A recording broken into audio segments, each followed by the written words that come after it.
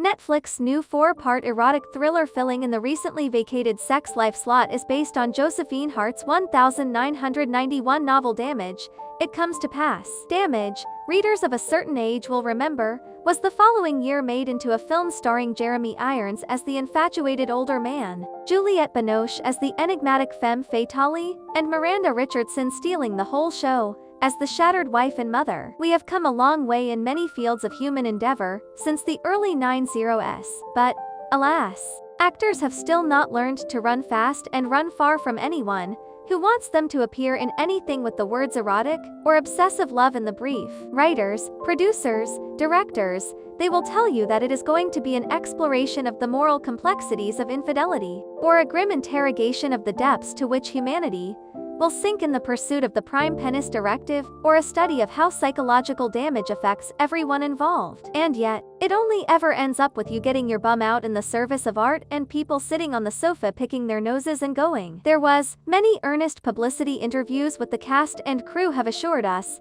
an intimacy coordinator on set, and nudity parity was ensured. So, equal bums and equal bits mean that we can all relax and enjoy the sex scenes, of which there are many. William and Anna's eyes first meet across a crowded drinks party in Parliament, and soon there is nudity parity in her friend's flat, nudity parity up against walls in Paris, nudity parity in a garden, you name it. There's nudity parity, and actually the sex is fine. It's the obsession bit that's the problem, mainly because on camera gazing at someone with barely controllable lust and adoration reads uncannily like being suddenly stricken with the urgent and barely controllable need for a poo. For much of the time, Armitage and Murphy both look as if they have eaten a bad oyster and need to make a sharp exit, but not for more nudity parody. The first episode is only half an hour, and the rest barely make 40 minutes. Hart's actual plot is slight, and it is possible that there was a tacit decision to keep all the parts that depend on unspoken sexual tension as brief as possible. After the inaugural olive-eating scene, in which Anna asks, "Is that for me?" at the Parliament party,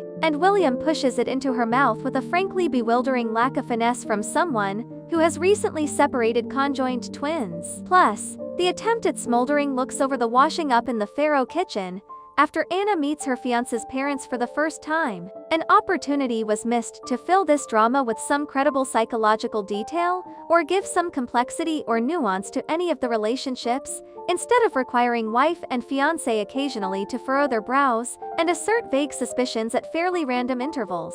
Maybe they were too busy monitoring the nudity parody spreadsheet. The leads do their best to sell the thin stuff they have been given. Barma gets one worthwhile, Richardson-esque scene in the final episode, but is otherwise criminally wasted. And Marion Bailey as Anna's mother Elizabeth does what she can with a part that requires her to be alternately all-wise, all-seeing wise woman on the hill and utter simpleton. There is a risible attempt late on to give more weight to Anna's backstory and the cause of her inner damage. It is no more than gestural, which, given the subject matter, seems borderline irresponsible. But you'll have seen some bums and bits, and maybe next time will be better. At least the twins are stable.